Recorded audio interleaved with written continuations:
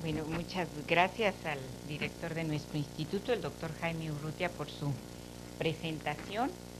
Y bueno, pues vamos a iniciar nuestra conferencia sobre estos temas de irradiancia total solar y clima. Yo espero que los estudiantes que estén aquí entiendan más a fondo estas cosas después de esta plática o tengan al menos una idea de qué fue lo que tratamos de explicar. Bueno, por mucho tiempo se ha especulado sobre el posible efecto que puede tener el Sol, que es nuestra estrella, en el clima del planeta. Esta representación trata de explicarles a ustedes precisamente que el Sol, que está aquí en una foto un poco no muy común para muchos de ustedes, pero les voy a explicar ahora por qué, tiene efectos sobre la atmósfera terrestre. Bueno, pues esto es una ciudad que podría ser perfectamente la Ciudad de México, y esto es actividad eléctrica en la atmósfera, que es también, se especula que es posiblemente también modulada o causada por la actividad de nuestra estrella. Desde el año 1645, este señor, que tiene un nombre impronunciable para mí, es un señor que era holandés, de la ciudad que en español se conoce como Amberes, es una ciudad holandesa. Empezó a especular sobre el hecho de que él observaba que cuando había más manchas en el sol, vamos a ver ahora lo que es una mancha solar, había un clima más frío en el lugar donde él vivía. Entonces, nada más quiero que ustedes noten que es desde 1645 que se empieza a tratar de observar alguna relación entre manifestaciones de la actividad de nuestra estrella y el clima en la Tierra. Varios siglos después, en 1801, el famosísimo astrónomo William Herschel propuso nuevamente que las manchas solares tenían que ver con el clima. Pero si ustedes se fijan, de manera opuesta a la que en 1645 mencionaba este observador Antonio María Shirley. Él decía que cuando había más manchas solares, él observaba que había más luz, que había más calor y por tanto había más trigo, porque al señor lo que le preocupaba pues era el precio del pan. Finalmente pues la gente va y compra el pan, y si hay buenas cosechas el pan es barato, si hay malas cosechas el pan se encarece. Entonces en esta época el señor, preocupado por los precios del pan, se dio cuenta de que el pan estaba barato, y entonces él decía, pues es que si está más barato es porque ha habido muy buenas cosechas, pero eso tiene que ver con el sol, porque yo veo que ahorita el sol tiene más manchas, entonces seguramente debe haber más luz y más calor. Las observaciones de estos dos señores, en medio hubo muchas más, no crean ustedes que fueron los únicos dos que se preocuparon por el tema, hubo mucha más gente, nada más que se los estoy poniendo como dos puntos de partida para discutir estas cuestiones. De las observaciones de estas personas que proponían esta relación entre sol y clima a través incluso de las cosechas, pues no se puede deducir mucho, porque pues ellos se limitaban a ver lo que pasaba en unos cuantos meses, por ejemplo en el tiempo de las cosechas del trigo, y lo que pasaba en su localidad únicamente. Ellos no sabían qué estaba pasando en otras partes del mundo, pues porque no tenían ni siquiera la información para hacerlo. Y lo único que sí se ve es que estos comentarios sirvieron para que este mismo astrónomo William Herschel dijera que definitivamente la radiación solar, la luz que estaba emitiendo nuestra estrella, era algo que se debía medir, porque la gente pues no lo medía. Y esto lo sugirió en 1807 en una de las más prestigiosas revistas científicas de aquella época, que era los Philosophical Transactions de la Royal Society de Londres, que por muchos años se mantuvo como una de las pocas revistas en el mundo en donde la gente, los científicos, publicaban sus descubrimientos más novedosos de la ciencia. Entonces en 1807 este señor publica eso en esta revista, y entonces, como él era un astrónomo muy famoso, como que en masa los científicos le hicieron caso y dijeron, no, pues sí hay que empezar a medir la radiación solar. la luz que nos llega del sol, porque bueno, pues nadie lo hace, y si tiene que ver con el clima, como ya se ha sugerido desde hace varios siglos, pues vale la pena saber qué está haciendo el sol. Bueno, para no hacerles una historia muy larga, porque la historia de las observaciones de la irradiancia solar realmente es muy interesante, pero nos llevaría esa sola descripción toda la plática, yo solamente les quiero presentar la razón por la cual últimamente el conocer la irradiancia solar y todas las manifestaciones de la actividad del sol se ha vuelto muy importante, como que está muy de moda y todo mundo habla de ello. La razón es el famoso calentamiento global. Si ustedes me preguntan, bueno, ¿y qué es el calentamiento global? Yo aquí les tengo la respuesta. Esta gráfica es el calentamiento global. Aquí se los presento. Y me van a decir, bueno, ¿y eso qué es? Bueno, en el eje, ay, perdón, ya me estoy yendo a donde no debo, todavía no es irnos acá.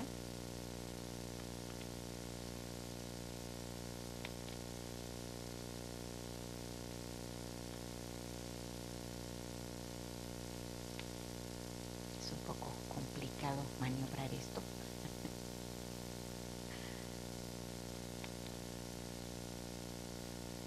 Esto.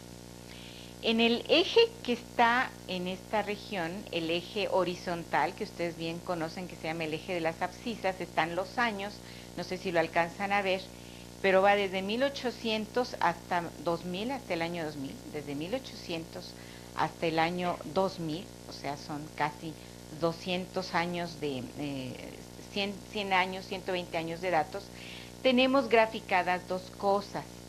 Por un lado está la temperatura promedio del planeta, que está marcada por estos puntos, la línea que tiene estos puntos, y ustedes observan que hace este movimiento, y seguimos hasta acá, y el calentamiento global es precisamente el incremento que la temperatura, marcada por la línea de puntos, ha tenido a partir de aproximadamente el año 1900. Si ustedes se fijan, la temperatura promedio del planeta venía con sus pequeñas altas y bajas, porque bueno, las cantidades físicas tienen oscilaciones, se comportan de manera variable, pero estas pequeñas variaciones que venían hasta 1900, de repente hubo un disparo en la temperatura promedio del planeta. Vean ustedes todo lo que ha subido en este último siglo. Esta subida a partir de 1920, de la temperatura planetaria, es lo que la gente dice que es el calentamiento global. Entonces ya es algo que ustedes saben. Si se les pregunta qué es el calentamiento global, con toda confianza pueden decir, yo ya vi la foto del calentamiento global, y es el incremento brusco que ha sufrido la temperatura promedio del planeta a partir de hace un siglo. En promedio la temperatura ha subido medio grado. Y ustedes me dirán, bueno, pues ¿cuál es la importancia de medio grado? Yo les diré que medio grado es lo que está causando que actualmente parte de los casquetes polares empiecen a derretirse irreversiblemente. Y si esto continúa así, el nivel de los océanos va a subir, y ciudades portuarias tales como Acapulco probablemente desaparezcan, lo cual implica una migración de gente, animales, actividades y todo lo asociado con grandes ciudades, que afecta a todo el planeta, porque eso no nada más le va a pasar a nuestro país, sino va a ser una elevación del nivel de los mares de todo el planeta. Entonces pónganse a pensar lo que esto implica en migración y en toda la economía global que tenemos. Entonces, este calentamiento global, claro que es preocupante. Sin embargo, seguramente algunos de ustedes han oído, los científicos, sobre todo los físicos atmosféricos, nos indican que el calentamiento que está sufriendo el planeta se debe a la actividad antropogénica. ¿Qué se entiende por actividad antropogénica? A la emisión de los gases de invernadero, tales como el dióxido de carbono, debido a la actividad industrial. ¿Y qué hace el dióxido de carbono? Pues el dióxido de carbono, cuando llega a la atmósfera, atrapa el calor que proviene de la Tierra, no lo deja ir, y provoca un aumento en la temperatura de todo el planeta.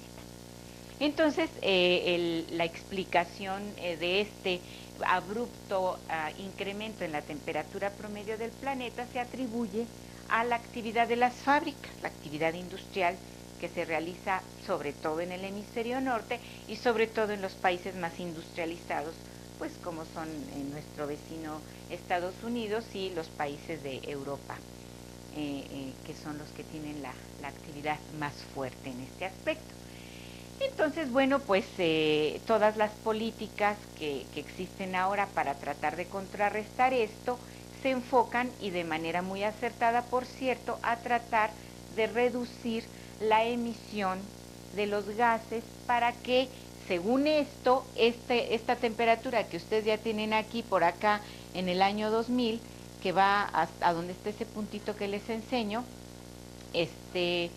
no, uy, otra vez me volví, está complicado, no siga subiendo. Entonces, repito, eso está muy bien, que se evite la contaminación del planeta por cuestiones de salud y para que no lo sigan calentando. Pero yo los invito a que vean otra curva que está en esta gráfica, que es una curva que, si la siguen, es la de las crucecitas. Y quiero que me digan cómo ven que varía esta curva. Si ustedes se fijan, esta curva también va siguiendo los aumentos de la temperatura del planeta. En particular, si se fijan, por ahí de 1960, la temperatura planetaria simbolizada por este puntito de aquí decreció ligeramente, y de manera curiosa también esta curva de las crucecitas también decreció. Esta curva que tiene cruces es la correspondiente a un parámetro de la actividad solar. Esta curva nos está diciendo cómo está variando la actividad del Sol. Entonces, cuando vemos esta curva junto con la del calentamiento global, nos preguntamos si la actividad del Sol no tendrá también un papel que jugar en este asunto del calentamiento global, porque les quiero decir que la actividad industrial, aunque inició en 1900, empezó a acelerarse terriblemente a partir de 1940.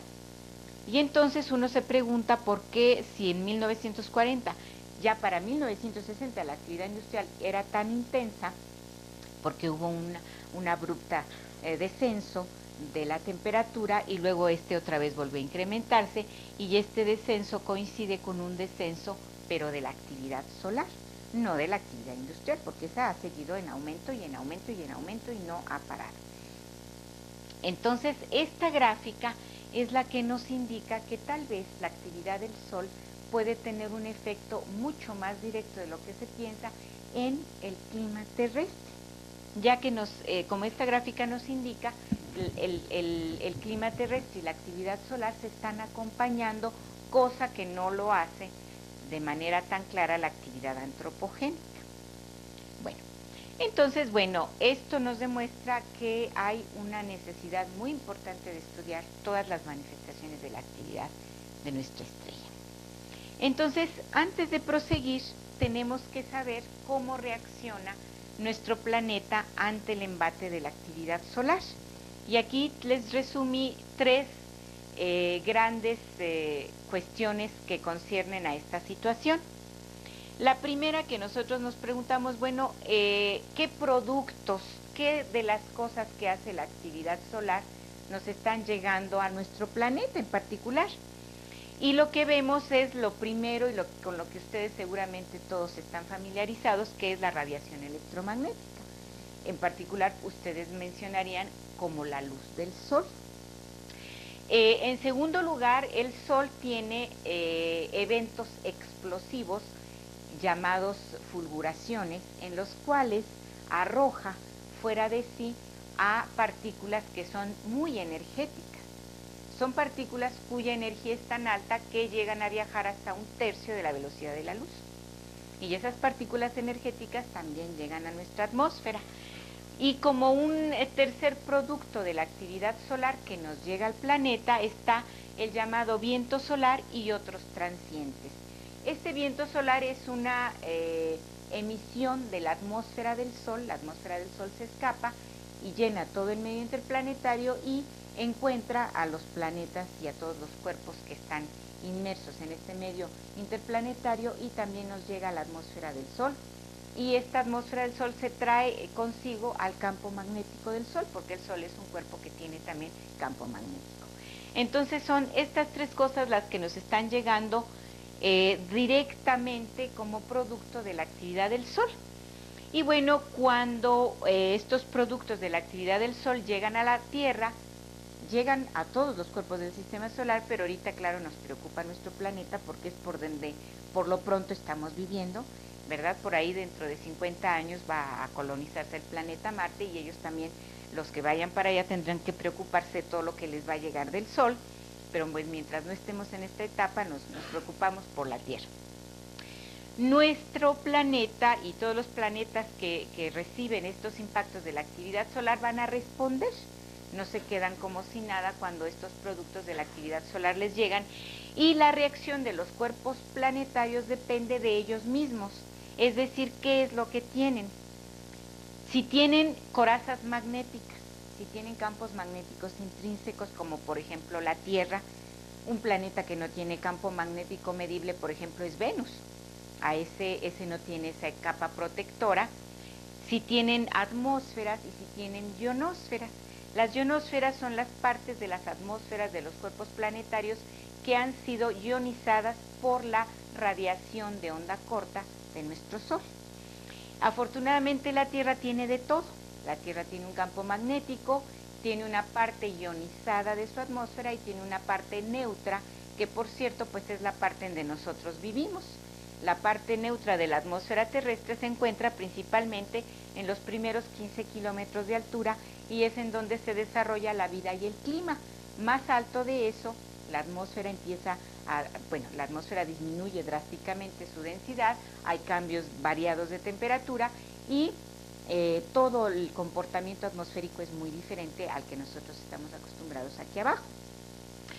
Entonces, bueno, la reacción de los cuerpos va a depender de la existencia de estas capas, y en particular nuestro planeta responde, dado que tiene varias capas protectoras, responde al embate de la actividad solar de tres formas muy distintas y muy claras. La primera es la llamada actividad geomagnética, que es la que está completamente aceptada por todo el mundo. Y para aquellos que no saben qué es la actividad geomagnética, les voy a decir que consiste en perturbaciones del campo magnético terrestre. Estas perturbaciones se dan a lo largo de diferentes escalas de tiempo. Van desde minutos hasta decenas de años y probablemente cientos de años. También se observan y se miden variaciones en la parte alta de la atmósfera. Ustedes dirán, ¿cuál es la parte alta de la atmósfera? Pues aquella que anda por los 60 kilómetros de altura y para arriba. Sin embargo, perturbaciones a nivel más bajo de la atmósfera ya no se detectan tan fácilmente y son muy controversiales, en particular aquellas que se refieren a cambios en el clima y en la biota, porque la actividad solar aparentemente no solo está afectando el clima del planeta, sino probablemente esté interaccionando de alguna manera con los seres vivos. Sin embargo, estas dos últimas cuestiones son todavía muy controversiales y son sujeto de mucha actividad científica, porque no están bien establecidas y no todos los científicos las aceptan. Bueno, aquí están ejemplos simplemente de cómo está afectando nuestra estrella a la Tierra. La primera es una representación artística, no es una foto de nuestro planeta. Cuando nosotros sacamos fotos de la Tierra, y si ustedes han visto fotos obtenidas por satélite, no tiene la Tierra esta envoltura parecida a las patas de una araña. Lo que se ve es la Tierra y se ven seguramente, ustedes han visto, sus nubes y los mares. Esta es una representación y lo que estamos mostrando aquí es el escudo magnético terrestre. Entonces, esta es una representación de cómo todos los elementos que tiene nuestro planeta. es el planeta más su campo magnético, y de este lado tenemos el Sol, y el Sol está expulsando materia en un evento que se llama eyección de masa coronal, y esta materia expulsada por el Sol interacciona con el campo magnético terrestre. La eyección de masa del Sol también trae su propio campo magnético, hay una interacción de campos magnéticos, hay una interacción con las masas de la atmósfera solar, y entonces esta interacción nos genera fenómenos tales como las auroras en la Tierra, que aquí están. Esta sí es una foto de una aurora, y aquí es una foto tomada de nuestro planeta por un satélite en donde se ve la precipitación de partículas energéticas del Sol en la atmósfera, que al interaccionar con el nitrógeno y el oxígeno los excitan, y al desexcitarse estos compuestos y elementos de la atmósfera emiten las luces características de las auroras. Y hay auroras tanto en las partes norte de nuestro planeta como en las partes sur de nuestro planeta. Entonces, estos son fenómenos, las auroras son fenómenos que se están dando a una altura de aproximadamente 100 kilómetros de la superficie terrestre, y bueno, pues son una clarísima y bellísima manifestación de la interacción directa entre el Sol y la Tierra. Les repito, hasta 100 kilómetros de altura, pues nadie protesta y todos están contentos de que sí, el Sol está influyendo directamente en la Tierra. Pero más abajo, pues les repito que ese es el problema. Bueno, la manifestación más directa para nosotros de la interacción del Sol es su irradiancia, es decir, su luminosidad, porque nosotros no podemos percibir de manera clara ni la llegada de partículas ni la variación de campos magnéticos que el Sol está induciendo en la Tierra, pero lo que todos podemos percibir seguramente es la luz solar, y seguramente las damas aquí presentes pues la perciben mejor cuando van a la playa y se asolean. Entonces, esa es la interacción más directa que nosotros percibimos con nuestra estrella. Y es la más estudiada, como yo les platicaba al principio, la más estudiada por más años sobre las actividades que tiene el Sol con la Tierra. Otras son las llamadas manchas solares, pero ahora no vamos a platicar mucho de ellas, solo vamos a verlas un poquito más adelante en una gráfica que nos describe su comportamiento. Entonces, bueno, el clima terrestre y la vida en la Tierra dependen de la luz solar. Entonces, esta luz, si varía, pues nos tiene que preocupar, porque de esas variaciones de la luz solar depende, les repito, la vida en la Tierra, pues el desarrollo de los seres vivos, las cosechas, todo esto que está íntimamente ligado, y el clima. El clima es producido, es energetizado por la luz solar. Entonces, las variaciones que puede tener la irradiancia se han estudiado y se ha visto que presentan diferentes escalas de tiempo y que se deben a diferentes cosas. La primera es la variación de los parámetros orbitales de nuestro planeta. ¿Y qué entendemos por parámetros orbitales? Pues entendemos la órbita, por ejemplo, que está describiendo la Tierra alrededor del Sol. Esta órbita es una elipse, pero es una elipse muy cercana a un círculo. Si esta elipse llegara a variar lo que se llama su excentricidad, es decir, si empezara a elongarse mucho y no ser un círculo, pues lo resentiríamos, porque la cantidad de irradiancia solar que llegaría a nuestro planeta variaría, porque el Sol estaría en diferentes posiciones a las que está actualmente. Entonces, a esta variación en la que un planeta se hace una órbita alrededor del Sol que sea más parecida o no a un círculo o a una elipse, es a lo que se llama excentricidad de la órbita. También hay una variación por parte de nuestro planeta en cuanto a la inclinación del eje de rotación de la Tierra. El eje de rotación terrestre actualmente tiene una inclinación respecto a la vertical de aproximadamente 23 grados, pero no siempre ha sido así. Este eje de rotación varía su inclinación a lo largo de miles y de millones de años. Y si varía la inclinación de nuestro planeta respecto al Sol, también varían las estaciones, porque lo que está variando pues es la distribución de energía solar también alrededor, sobre nuestro planeta. Entonces, estos son cambios que tiene la Tierra simplemente por su movimiento alrededor del Sol, y estos cambios son provocados por perturbaciones gravitacionales que sufre la Tierra con el Sol y con los otros planetas de nuestro sistema solar. Eso es lo que provoca la variación de estos parámetros orbitales. También hay cambios de la irradiancia solar que recibimos debido a la Tierra misma, pero a la composición de su atmósfera. Se cambia un parámetro que se llama albedo. El albedo es la razón entre la cantidad de irradiancia que llega a la Tierra y la cantidad que se refleja. Y el albedo es producido por la existencia de nubes, hielo, agua, y claro, la vegetación y los seres vivos. Todo lo que existe sobre el planeta refleja parte de la luz del Sol y es lo que contribuye para el albedo. Entonces, si ustedes pueden imaginarse un día con muchas nubes, la cantidad de irradiancia que va a llegar a la Tierra, la irradiancia total va a variar, que si se imaginan un día en que no hay nubes. Lo mismo si nuestro planeta no tuviera agua, la cantidad de irradiancia, la cantidad que refleja de la luz solar, pues va a cambiar. Entonces, el albedo es un parámetro atribuido a las características de tierra y de atmósfera de nuestro planeta.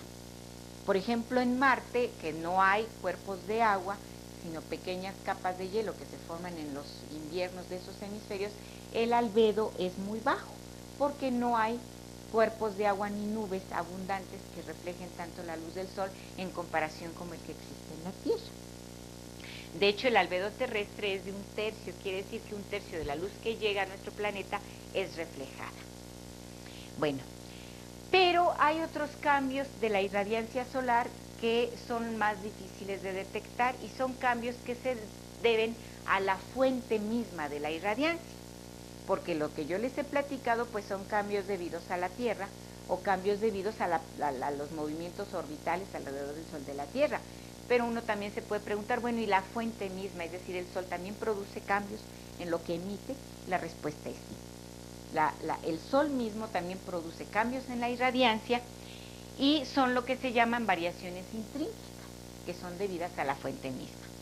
Bueno, los mecanismos debidos a la variación de la irradiancia debida a los parámetros orbitales y a los cambios en albedo son mecanismos, son cosas que provocan cambios en la irradiancia, como les digo, a lo largo de miles, a veces de millones de años.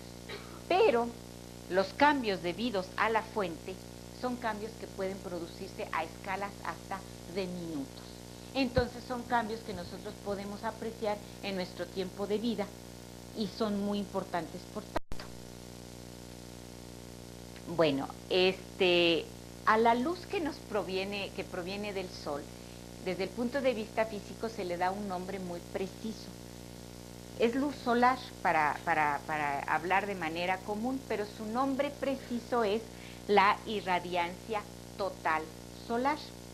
¿Y qué es la irradiancia total solar? Pues es simplemente el valor, ahí dice integrado sobre todo el espectro de flujo de energía que llega del Sol al tope de la atmósfera a la distancia promedio del Sol a la Tierra. Distancia promedio porque el Sol a veces porque la Tierra está a veces un poco más cerca y a veces un poco más lejos del Sol debido a la órbita que no es precisamente circular. Y en todo el espectro, porque el Sol emite en todas las longitudes de onda, desde rayos gamma hasta ondas de radio. Entonces, es todo eso lo que juntamos en lo que se llama la irradiancia total solar. Si queremos hablar solo de una parte del espectro, podemos decir pues la irradiancia en el visible, la irradiancia en ondas de radio, la irradiancia en longitudes de rayos X, pero cuando hablamos de la total es toda la energía que viene en todas las longitudes de onda que el Sol es capaz de emitir.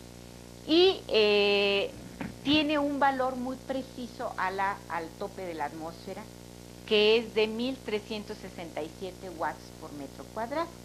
Eso es lo que nos está llegando del Sol a la Tierra. Esta es la cantidad exacta que nos está llegando.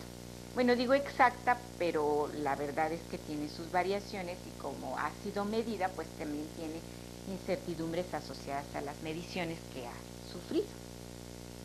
Bueno, antes de la era satelital, antes de que se pudieran enviar satélites al exterior de nuestra atmósfera, se consideraba que la irradiancia que nos llegaba, esta cantidad de luz que nos llega del Sol en todas sus longitudes de onda, era constante. Incluso así se le llama en muchos libros científicos la constante solar, porque se pensaba que no variaba. Y la razón por la cual se pensaba que no variaba es porque las mediciones se hacían en tierra y no se sabía todavía que la atmósfera terrestre absorbe parte de esta irradiancia total solar, principalmente en las longitudes de onda cortas que corresponden, por ejemplo, a los rayos X. Todo eso queda en las capas altas de la atmósfera y nunca nos llega a la Tierra más que en una proporción pequeñísima, pequeñísima. Y entonces lo que nos llega a la superficie de la Tierra es lo que se llama luz en el visible. En ese rango del espectro electromagnético es la luz que llega finalmente a la Tierra y esa en efecto no varía mucho con la actividad del Sol. Entonces se pensaba que pues si tuviéramos que dibujar el valor de la irradiancia con el tiempo, pues lo que saldría era una recta horizontal, porque este iba a ser un valor de 1367 watts por metro cuadrado que no iba a variar nunca a lo largo del tiempo. Pero cuando se pudo enviar medidores de la irradiancia solar fuera de la atmósfera terrestre a bordo de diferentes satélites, se vio que esta famosa constante solar no era tal, sino que tenía una variación, como ven ustedes en esta gráfica. En la parte inferior de la gráfica, en el eje horizontal están los años, inicia en 1978 y bueno, aquí llega hasta 1999, pero obviamente se han seguido las mediciones, pero las mediciones con satélite iniciaron en 1978 y fue por primera vez que se identificó una variación de la irradiancia. La medición más larga que ustedes pueden apreciar es la línea en verde, y ustedes pueden ver que hay un máximo de la irradiancia por ahí de 1978, luego aparece un mínimo por ahí de 1985-86 y luego otra vez la irradiancia se incrementa hacia 1989 o 90. Y las diferentes gráficas que ven ustedes pues son diferentes mediciones hechas por diferentes aparatos y todas muestran lo mismo, que la irradiancia solar varía a lo largo de años. Pero hay algo más, resulta que esta variación de la irradiancia coincide con la variación de la actividad solar. En 1978 el Sol estaba muy cerca de un máximo de actividad, en donde por un máximo se entiende que el Sol tiene muchas explosiones, arroja muchas partículas energéticas, tiene muchas manchas solares, y en el mínimo, que es aproximadamente 5 años después, por ahí de 1985, el Sol está en un estado más tranquilo de actividad, no tiene tantas emisiones y luego vuelve otra vez a incrementar su actividad 5 años después, hasta que en 1989 volvió a llegar a un máximo.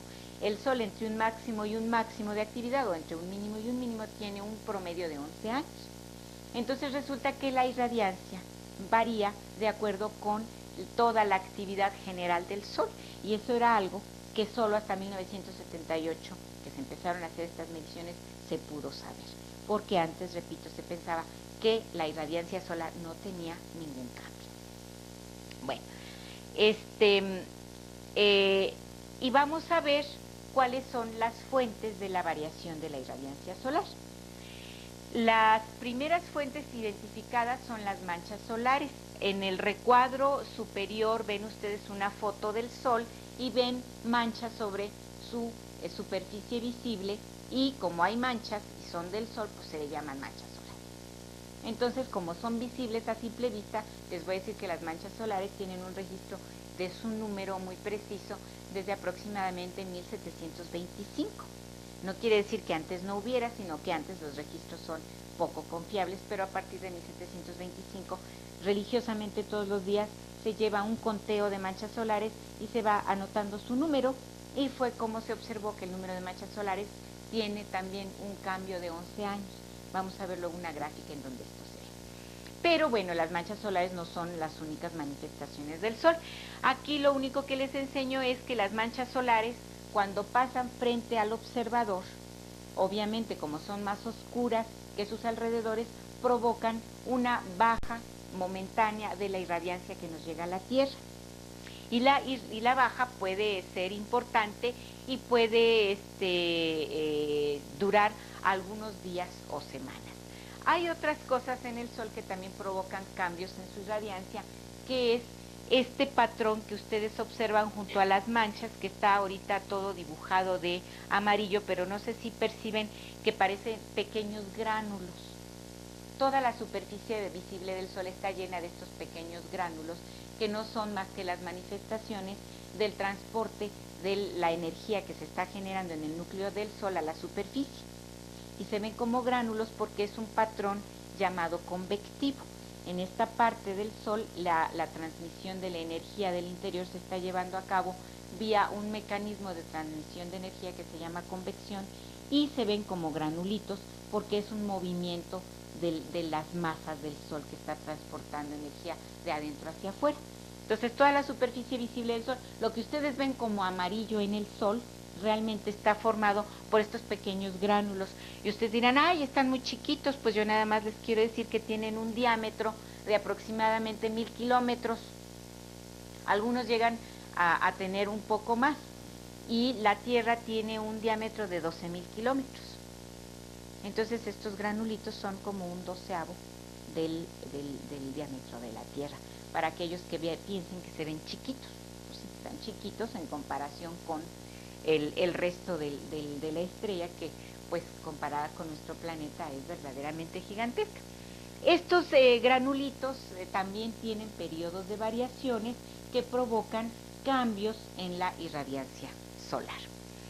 Bueno, otros cambios son provocados por otras manifestaciones de la actividad solar que ustedes pueden ver en esta fotografía como serpientes blancas. Se llaman fáculas y también están asociadas a la actividad del Sol, y cuando una de estas fáculas o un grupo, como el que están viendo aquí, aparece cerca del observador, pues hace lo opuesto a lo que hacen las manchas solares. Incrementa momentáneamente la cantidad de luz que nos llega de nuestra estrella, pero momentáneamente. O sea, son cambios que ocurren a lo largo de días, a veces incluso de semanas, y en el caso de las fáculas sí llegan a permanecer estos cambios por más tiempo. Entonces hay que estar atentos a que las diversas manifestaciones de la actividad solar nos están provocando cambios de la irradiancia a diferentes escalas de tiempo. Bueno, aquí hay otra foto del Sol en donde se ve una especie de red luminosa que cubre todo el Sol. Aquí hay una región de manchas solares, si la pueden ver, con fáculas. Aquí están las manchas solares con sus fáculas, pero si ustedes observan esta red que se va haciendo, que así se llama, red, y como se observa en una región de la atmósfera solar que se llama cromósfera, se llama red cromosférica, y esta red también contribuye a la variación de la irradiancia del Sol. Entonces, prácticamente cualquier manifestación superficial de la actividad del Sol está contribuyendo a sus cambios en la irradiancia.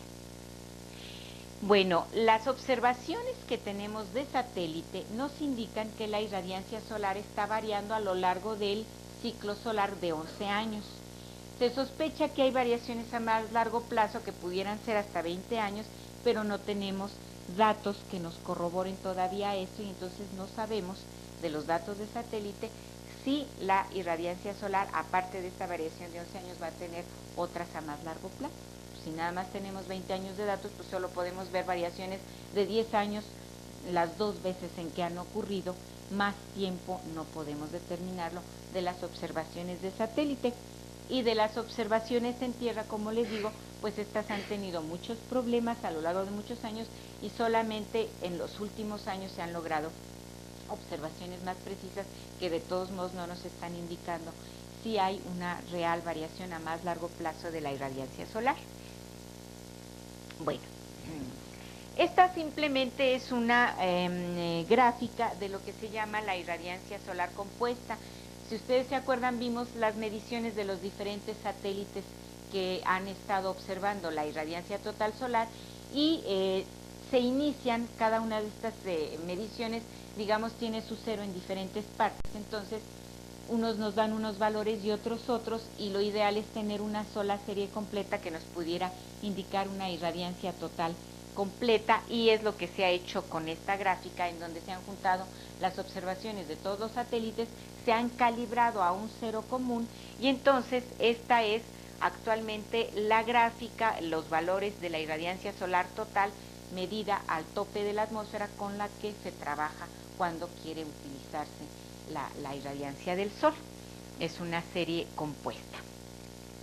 Bueno, ¿qué le pasa a la irradiancia solar cuando llega a la Tierra? Porque en el tope de la atmósfera está medida y vemos que ahí está variando, pero cuando penetra a la atmósfera terrestre, la irradiancia del Sol sufre diversas variaciones, principalmente porque partes de esta irradiancia van siendo absorbidas en la atmósfera terrestre. Aquí nosotros lo que tenemos es una gráfica en donde en el eje horizontal está graficada la longitud de onda de la radiación entrante, y en el eje vertical está la cantidad de irradiancia solar, el flujo de irradiancia solar. Y la gráfica nos está diciendo cómo es tanto la irradiancia que nos llega del Sol como la forma en que se va absorbiendo. Entonces, lo primero que notamos es que la irradiancia solar tiene un máximo de emisión precisamente en lo que se llama el visible. En la parte de longitudes de onda más cortas, como son por ejemplo los rayos X, el flujo de la irradiancia es menor, va incrementándose conforme nos acercamos al visible y luego va disminuyendo hacia longitudes de onda mayores, por ejemplo como las longitudes del infrarrojo, y nos podemos seguir hasta las ondas de radio. Entonces esto lo que nos está diciendo es que nuestro Sol emite principalmente en el visible. Por eso no es de extrañarnos que la especie dominante de nuestro planeta precisamente vea en el visible. A lo mejor si nuestra estrella emitiera principalmente en rayos X, pues seríamos como Superman, tendríamos vista de rayos X. O si emitiera en el infrarrojo, tendríamos vista en el infrarrojo. Pero resulta que nuestra estrella es una estrella que emite principalmente en el visible, y por eso nosotros probablemente hemos evolucionado para detectar principalmente en el visible. Entonces, bueno, aquí está cómo va distribuyéndose la energía que está emitiendo el Sol, la energía luminosa, pero además aquí encontramos unas rayas punteadas verticales que son lo que nos indica toda la absorción que va sufriendo esta irradiancia debido a la existencia de la atmósfera. De entrada les puedo decir que el ultravioleta, por ejemplo, se absorbe por ahí de los 80, 100 kilómetros de altura por los diferentes gases de la atmósfera, y principalmente a los 30 kilómetros de altura se está absorbiendo el ultravioleta del Sol por el ozono, por esta capa que es la capa de ozono, que tanto nos preocupa que se conserve porque es la que principalmente absorbe la radiación ultravioleta del Sol, que si penetrara como es en toda su intensidad a la superficie terrestre, probablemente no hubiera permitido el desarrollo de una vida muy compleja en nuestro planeta, porque radiaciones ultravioleta y de rayos X son letales para los seres vivos. Entonces la capa de ozono nos está absorbiendo esta parte del espectro de la irradiancia solar en el ultravioleta. Y otros gases de la atmósfera absorben en otras longitudes de onda. Entonces, bueno, lo que observamos, por otro lado, es que la variación de la irradiancia solar se da principalmente en las longitudes de onda corta. Ahí es donde existen variaciones con el ciclo solar hasta de un 20%, pero en el visible la variación de la irradiancia solar es prácticamente cero. Entonces, el grueso de la irradiancia solar, que es la que llega a la superficie de la Tierra, prácticamente no varía. La parte que varía, que es en longitud de onda corta, es la que se queda absorbida en las partes altas de la atmósfera. Entonces a nosotros la irradiancia que nos llega a lo largo del ciclo no tiene una gran variabilidad. Entonces, esas mediciones de la irradiancia solar que se hacían en tierra, pues después de todo no estaban tan mal, porque en efecto lo que estaban midiendo era la parte del visible, que es la que primordialmente nos llega y que es la que prácticamente no varía a lo largo del ciclo de actividad del Sol. Bueno, esto es un poco lo mismo. Y para continuar les quiero decir que se han tratado de hacer modelos de la variación de la irradiancia solar. ¿Por qué modelos? Porque finalmente las mediciones de la irradiancia total que tenemos abarcan 20 años. Entonces nosotros quisiéramos saber cómo varió la irradiancia solar en el pasado, para tratar de entender mecanismos de generación de energía en el Sol. Y es para esto que se construyen modelos que nos puedan indicar, basado en lo que observamos ahora y en algunas cuestiones que sabemos del Sol, cómo pudo variar en el pasado la irradiancia solar.